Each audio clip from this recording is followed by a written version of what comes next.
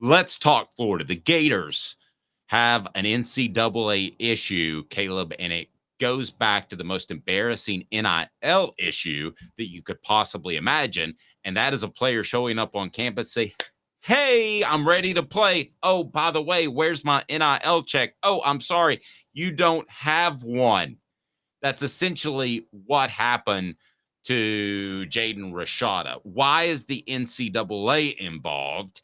And I'll tell you why they should be involved. Go, Caleb.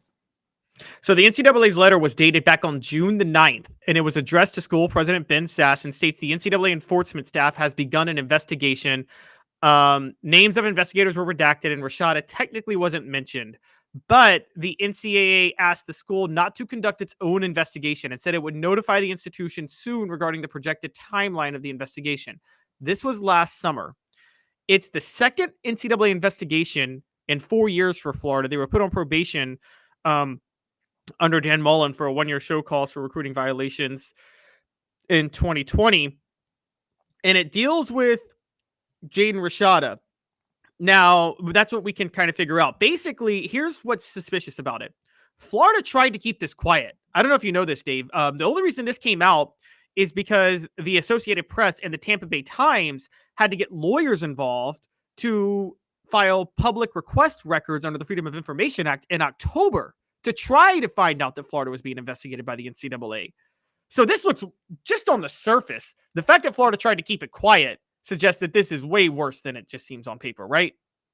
Yeah. Okay. So here's the way a FOIA works. It's a Freedom of Information Act. You send in and listen, I've had Tennessee drag their feet on these things before, but you send in a FOIA request of certain things and you get them. Now, if there's a timing issue, they can make up all kinds of excuses. One time we were looking for some information on correspondence between Roy Kramer and Philip Fulmer concerning Albert Means, and they drug their feet and took about 6 weeks because they printed off pages of stuff that we had to read through, and it was awful. But there was some very insightful stuff in there. So it's one thing to drag your feet, but how many months are we talking about between when the first FOIA request was sent in and when now that it's become available? 6 months? 4 months between, 4 months between the letter and the first FOIA request, and then 3 months between the FOIA request and it becoming available over the weekend. Okay, that sounds too long to me. It sounds too long to me. And here's why the NCAA, in all its glory, has an opportunity to make itself look a little bit better. Jaden Rashada ended up at Arizona State. Do you think he wanted to go to Arizona State when he had Florida and Miami all over him? I mean, that's sad. I mean, I know you giggle, Caleb, but I know you're a good guy too. I mean, the guy shows up at Florida and then all the NIL money's already gone. So his fallback's Arizona State. Good Lord. So what do? Get on a Southwest airline and then fly out there and, hey, I'm the new quarterback? It was an absolute embarrassment. And this could further undermine Bill Napier. Does anybody think that he'll be the coach at Florida in 2025? Anybody? Is there a more obvious hot seat in the nation? Certainly not the SEC, in the nation than Florida. No, and Napier made it worse by saying he did not expect an NCAA investigation. How did you not expect an NCAA investigation when... I'll defend him a little bit because you don't know what the rules are. Well, yeah, and they're not clear on it. That's fair. The reason I laugh, by the way, is because do you guys remember the college admission scam a couple years ago where celebrities were bribing colleges to accept their kids? Yeah, yeah, one of them came out and said, I just couldn't have my kid go to Arizona State. Arizona State was thrown under the bus. I do recall that, but yeah, and Josh Dawes, by the way, was committed to Arizona State before he committed to Tennessee. But yeah, and getting back to Florida or being a Tennessee fan, you know, if Saban gone, Florida's in complete disarray. Georgia's Georgia, but I don't think they're as unbeatable as they've been in previous years when they were incredibly elite up front defensively. So things have gotten a whole lot easier for Tennessee in the past week or so. And other schools in the SEC. Who else would a Florida debacle help? Miami, Florida State, I don't Georgia think so likes. anymore. Okay, well, I let me think throw it's some. Let me okay. throw some more at you. Georgia, they do like to recruit in that area. That's basically the reason they have the largest cocktail party. That and the boosters power that live in that southern Georgia area. They have that game in Jacksonville. So maybe it helps Georgia. I don't think South Carolina is in a position where it could help them in recruiting. So other than Tennessee, who does it help the most?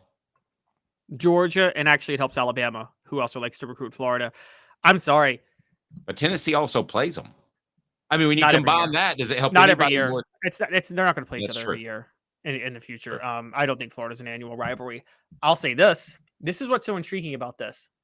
Yeah, it's Georgia and Alabama, and here's why, guys. The ACC is, I keep telling y'all this, the deal is so bad. Florida State and Miami are going to fall so far behind, Dave. And Dave, I kind of think they're stuck in that deal. Oh my gosh. And I saw someone say USF. No, it's not USF. It's UCF. Central Florida benefits the most. They're about to be a bigger school in Florida than Florida State or Miami, a bigger football program than Florida State or Miami. They're in a better conference, and the payout's going to be good. Central Florida is a potential national title contender in 5 to 10 years. That good. I think it does help Golish with South Florida still stuck in the South group Florida. of 5, though.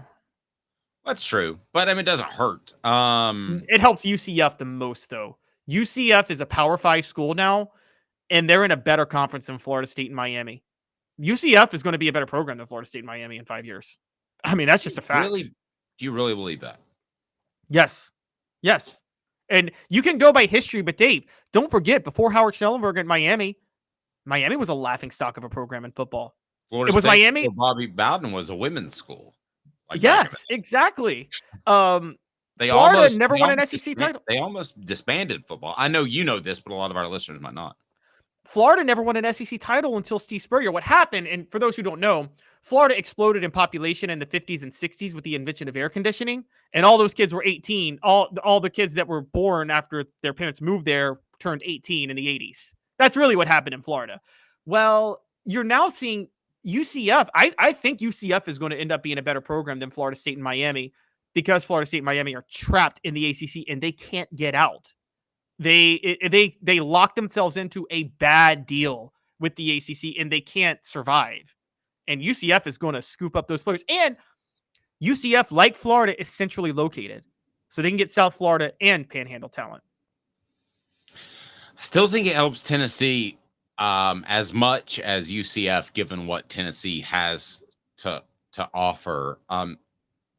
I haven't been on UCF's campus in a while, but you and I talk about how facilities are pretty much equal across the elite programs on the board. I have trouble believing they're elite at UCF. Elite customer service. Are. Danny White. You should ask Danny White about that. Danny White, he put a hot tub in the stadium. They built a new stadium like 5 years ago. We're gonna talk about hot tubs in the stadium. Elite customer service still matters, and that's what you get with State Farm agent Don Self and his team. They take customer service seriously. 423-296-2126. If you're in the Chattanooga area, it's right down below. Go to donself.net, donself.net. Don and his team will take care of you. Man, he's been in business for over 40 years. Take care of him. So what else do the Vols need to happen? Kirby Smart to get hired by the Falcons? Is that pretty much it? Would that seal the deal, make the trio? It certainly help. I want to get back to Florida real quick, though, with Rashada. Do you think Florida's going to get on probation for this? Do you think they're going to get a bowl ban? Do you think the NCAA is going to flex its muscles? No, because I don't think they have any muscles, but I think it hurts them enough in recruiting to get Billy Napier fired. That's probably. And do you think they kept it quiet because they didn't want to get hurt in recruiting? Do you think that was the biggest reason? Yes. I could see that. I mean, at this stage, this is. I mean, I think they probably tried to drag their feet till after the second National Signing Day, would be my guess. We laugh at Billy Napier. We do, because he's not detail oriented. But Dave, can we be fair to him and say that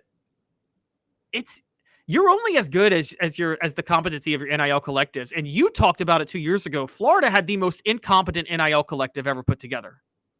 And it was actually because who was it you said? It was a former baseball player that we were talking about that kind of realized, like, because you were at SEC Media Days in 2022 before I joined Off the Hook, guys. And Dave came back and said that he had heard that Florida's NIL was totally incompetent and awful.